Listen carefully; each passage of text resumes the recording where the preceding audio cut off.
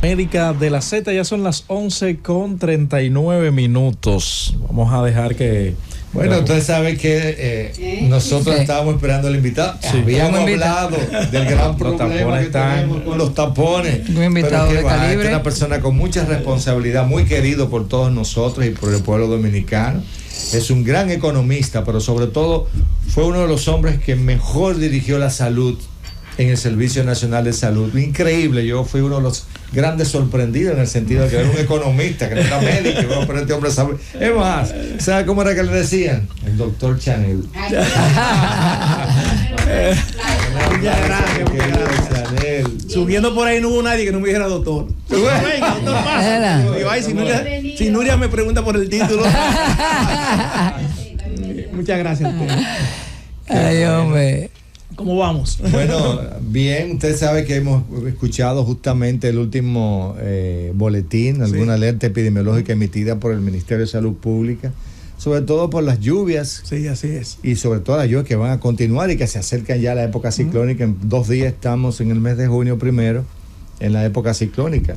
Usted ve que se está hablando sobre los vectores, el cuidado de la población.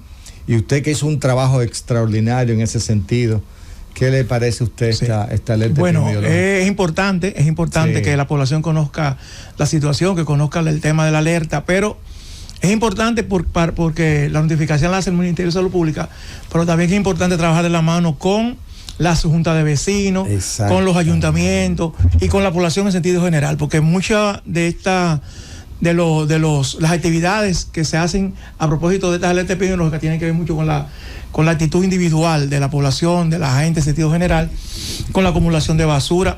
Nosotros sabemos también que ahora puede menguar un poco el tema del agua, que un problema con el agua, que eso contribuye a que la gente tenga que acumular agua en sus casas. Y claro, la sequía ha sido inmensa. Exacto, pero ahora tenemos un exceso, parece, de lluvia en alguna parte del país, y eso nos vamos al otro extremo. Entonces, en ese sentido es importantísimo la alerta epidemiológica que acaba de emitir el Ministerio de Salud, y que cada uno nosotros tenemos conciencia de lo que eso significa.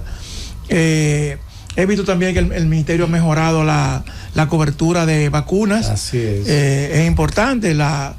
Lástima que por hechos recientes quizás todavía hay dudas en los datos de las oficiales, y eso es un problema crítico, porque hay su registro, Chanel, discúlpame. Siempre ha habido su registro. Siempre. Sí, claro, sí. Históricamente ha habido su registro siempre. Sí. Una cosa es su registro, otra cosa es que tú alteres los datos para evadir cualquier tipo de problema. Son cosas distintas. Cosas distintas. Pero maquillar es una cosa y su registro siempre, en todo sistema de salud del mundo, puede haber menos o menor su registro, pero siempre hay un subregistro por muchísimas razones. Pero ese es un tema, como decía, el otro tema es que las informaciones no se reporten alteradas, que ya eso es un tema más delicado. Con relación al tema de la mortalidad materna, vemos que se han mejorado los indicadores. Y yo a ustedes dos los felicito, porque cualquier cosa que se haya logrado ahí tiene que ver mucho con el trabajo que ustedes hicieron. Yo le decía el otro día a algunas personas que, a propósito de la despedida de Rosel Carter, la directora, la representante de UNICEF en el país, que ustedes saben que cómo trabajamos con ella. Hizo un buen trabajo ella. Esa hizo un buen trabajo, sí. Yo le decía, tenemos que sentirnos orgullosos, porque si bien es cierto que eso no lo reconoce nadie, la política aquí es demasiado mezquina. Así es. Demasiado mezquina, pero se sembró la zapata para que el trabajo diera su fruto importante. Yo creo que eso es la capacitación que se hizo, la designación de médicos neonatólogos, de médicos en sentido general, especialistas en sentido general. Yo creo que eso da su fruto. Reitero, ojalá que las informaciones estén reportadas obedezcan a una realidad, a la realidad. O sea que, porque lo que pasó el otro día en Los Minas, recuerdo que el doctor Nelson Rodríguez Monegro informó que no era un caso aislado, que él tenía información de que 5 o 6 hospitales, grandes hospitales, estaba ocurriendo lo mismo, en el sentido de que se alteraban las informaciones. Pero todo lo que sea en beneficio del país es importante saludarlo y aplaudirlo. O sea, uno no puede dejarse atrás por la mezquindad de los demás. Pero siempre lo decía a ustedes. Es un elemento perturbador, Chanel, que las estadísticas no se han servido al pueblo como corresponde, porque claro. Entonces no se tiene una... Y sobre todo, ¿sabes? Una evidencia real. Sí, sobre todo que las estadísticas sirven para tomar acciones. Exacto. Para tomar decisiones. Son estadísticas en fría que yo la miro. En los planes, los proyectos, las actividades se hacen en función de la situación que reflejan las estadísticas. Por lo tanto, si esas estadísticas no responden a la realidad, tú vas a hacer un plan que no responda a esa realidad. El tema de la dirección de hospitales, usted como exdirector del Servicio Nacional de Salud, un tema muy delicado porque a veces hay un director y quizás haya un compromiso. Sí. A la hora de mover un director, ¿cuáles son los criterios que se deben de tener, licenciado? No, el trabajo que ya ha realizado, el tiempo que le dedique al hospital, eso es importante, el trabajo que realice. Mira, cuando yo iba al hospital, no sé si ustedes recuerdan, habían 2 preguntas que yo siempre le hacía al director del hospital.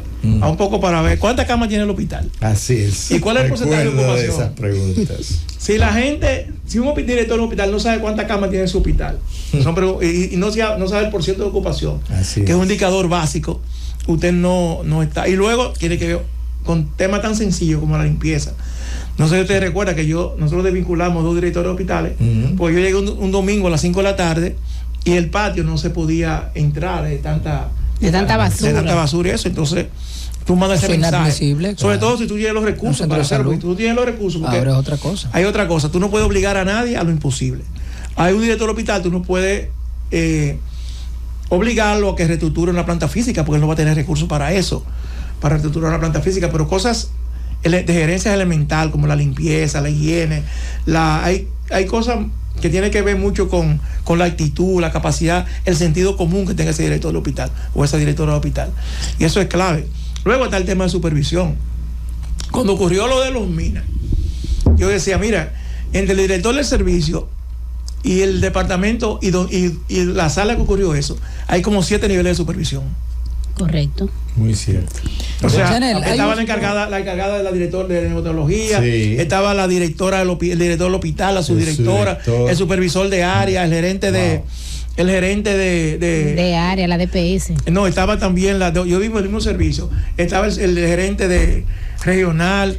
Estaba el encargado de maternidad, materno neonatal, estaba la directora de hospital, o sea, hay niveles de supervisión que hasta en la rectoría. A propósito de lo que usted señalaba de recursos acerca de los 2 hospitales que usted dice que fue un domingo en la tarde y encontró en cierto estado, aún ellos teniendo los recursos. Hubo algo que trajo muchos comentarios y opiniones encontradas, y me gustaría saber la suya, de la cuota de recuperación que fue eliminada. Los por y los contra que se podría ver en ese sentido, Chanel. Mira, lo pro es que con la cuota de recuperación era a veces un acceso de negación de servicios, o sea, te negaba los servicios a la gente porque la gente no tenía con qué pagarla, etcétera. Yo creo también hubo un problema que fue que no se tomó una medida, y es que esa cuota de recuperación había que primero pensar que iba a haber más gente que iba a accesar a los hospitales. Por lo tanto, no valía con tú sumarle esa cuota de recuperación a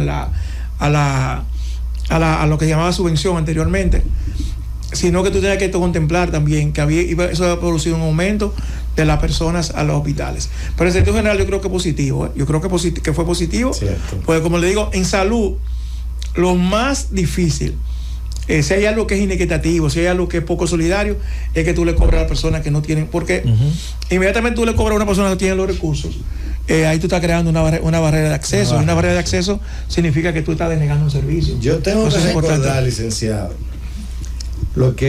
cosas que ocurrieron en su dirección, que fueron de manera... Vamos a escribir un libro. No, hay que escribirlo. Experiencia. El doctor llega un sábado a un hospital del Cibao y naturalmente llegó muy sencillo y humilde. ¿Y quién es usted?, le pregunta a una de las enfermeras. No, yo siempre vengo a ver un paciente, dice el doctor. No me diga. Pero tiene que esperarse. Digo, no se preocupe, yo me espero.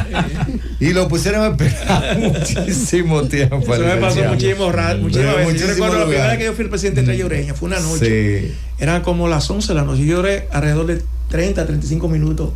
Esperaba hasta que uno de los muchachos, los residentes, me conoció. y casi amanecimos dando la vuelta al hospital. Pero eso te permite a ti también saber cómo valorar el servicio, gente, cómo actúan. Sí, claro. El nivel de servicio, cómo porque yo, por ejemplo, una vez fui, yo venía de la inauguración del hospital de Constanza, ¿no? Y me paro en el hospital de La Vega. Sí. Morillo King. El Morillo King. Y el guardián me deja pasar seguido. Y después usted me deja pasar. Sin ningún criterio. Dije, no, porque usted está ensacado. Y la gente está Digo, pero ese es el criterio entonces, cuando está ensacado. Y si yo no hubiese tenido saco, entonces un traje me puede pasar. Lo devuelve. Claro. Mire, yo tengo una pregunta muy importante que quisiera ver y me la responda con toda sinceridad. Sí. Porque para mí es perturbador y me voy a agarrar de la sombrilla de experiencia y pericia que le ha dado de haber dirigido el servicio.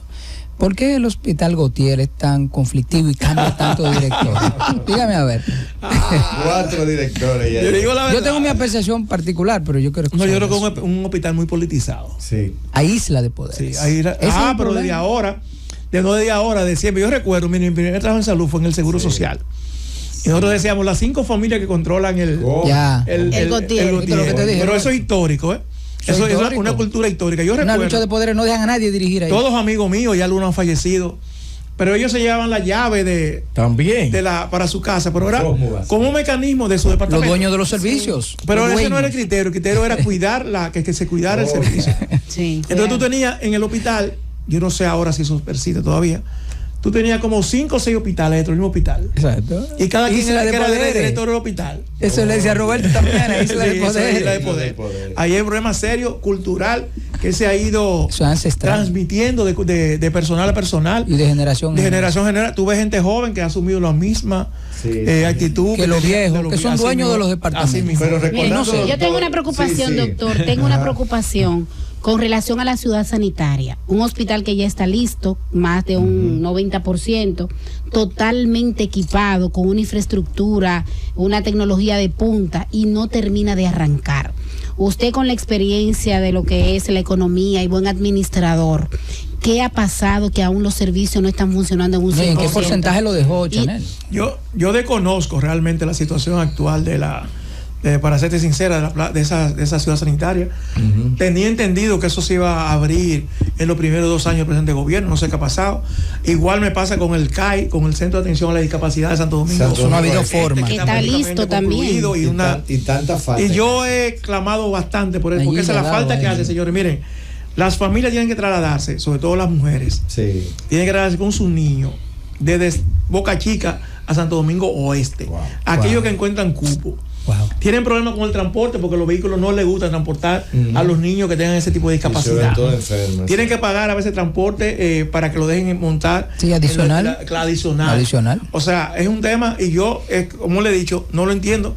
Así como muchísimas otras obras, pero tampoco entiendo. Sería un tema de gestión, licenciado, porque sabemos que hay que planificar para aperturar un hospital. Y sobre todo ese hospital que es tan complejo. Estamos hablando de un hospital más complejo que va a haber en el país. Entonces, yo recuerdo que en su momento se llegó a hablar de una compañía brasileña que iba después de una compañía española, no gerenciar, sino a capacitar al personal en los elementos que se necesitan para gerenciar ese hospital, porque es un hospital muy grande, muy complejo, y la verdad que es una lástima que después de tantos recursos que se han invertido en el mismo, no todavía, sobre todo con un hospital necesario en esa parte de la ciudad. En la zona donde está. Claro, la zona donde está, y un hospital de referencia nacional. Circunscripción número 3, que le da asistencia a los Guandules, Guachupita, Gualey, todas esas zonas aledañas. Y a saber que todavía el Padre Villini no está funcionando. Por eso me llama la atención que con infraestructuras nuevas, equipadas, aún no se han puesto a funcionar. Puede ser un tema gerencial, puede ser un tema de recursos. De recursos, exacto, porque no solamente es un hospital. Yo he dicho, miren una cosa que yo siempre digo. Lo más fácil en gerencia es aquella cosa que tú resuelves con dinero. Sí, porque eso es lo más fácil. Si tú lo tienes, ya se acabó. Claro. Ahora, aquellas cosas que tú no resuelves con dinero, estamos hablando de la cultura, cambiar la cultura del personal cambiar la cultura de los pacientes, hacer cambios en procesos, hacer cambios en muchísimas otras cosas. Eso es lo difícil. Pero Chanel, ¿no será, disculpa, que sería que la ambición para bien fue como muy amplia para la zona donde está el hospital? No, yo creo que no, porque eso no... Hace bastantes años que está en ese proceso, que no hay... Y se hizo un estudio de factibilidad para hacer este tipo de... No hay, porque antes de construir una obra así, me imagino que deben tomar Por otro lado, licenciado, en el día de ayer yo estuve leyendo sobre una rueda de prensa emitida por la Sociedad de Urología, donde ellos dicen que van a suspender los servicios de la ARS Senasa contributivo. Y yo, pero ven acá, ¿qué estará sucediendo? Dicen que la mayoría de las indicaciones dicen que no tienen cobertura. Yo he estado siguiendo con preocupación. Ustedes saben que yo soy, Senasa, como dice, mi casa. Sí, claro. En cierto sentido, yo pasé 15 años en esa institución. Wow. Entonces, ocupé casi todos los cargos de... Entonces, me llama preocupación no solamente la Sociedad de Urología, sino que he visto en las redes sociales, he leído varios médicos quejándose y varias sociedades. Entonces Senasa hay que cuidarla. Hay que cuidarla porque es la institución del Estado Dominicano, es la institución que tiene más afiliados, es la única ARS que cubre el régimen subsidiado, entonces tenemos que cuidar. Hay siempre que tener, yo recuerdo que tanto la doctora Guzmán como cuando nosotros estuvimos ahí, y la doctora Mercedes, siempre tuvimos una buena relación con las sociedades médicas. Las tarifas que hoy tienen muchas sociedades, se trabajaron con nosotros, se trabajaron armoniosamente con nosotros. Yo recuerdo que, para citarle un caso, la sociedad de Otorrino era la única sociedad, la única ARS que trabajaba era con Senasa.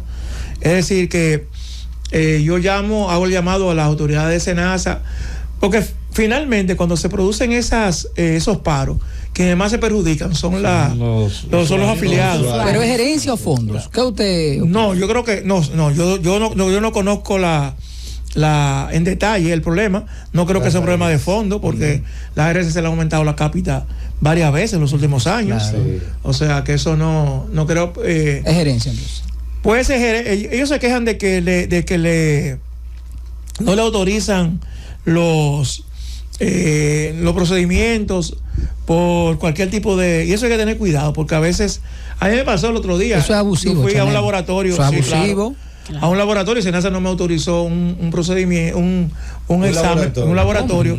Porque no entendía, que no entendía lo que el médico... Entonces yo tenía que volver donde el médico, a que el médico escribiera. Y es muy fácil para una ARS si no entiendo y denegar servicios. El caso, por ejemplo, de los pacientes... Porque finalmente yo lo pagué. Licenciado, terminó pagando. Claro, porque yo tenía que volver al médico, volver otra vez al laboratorio,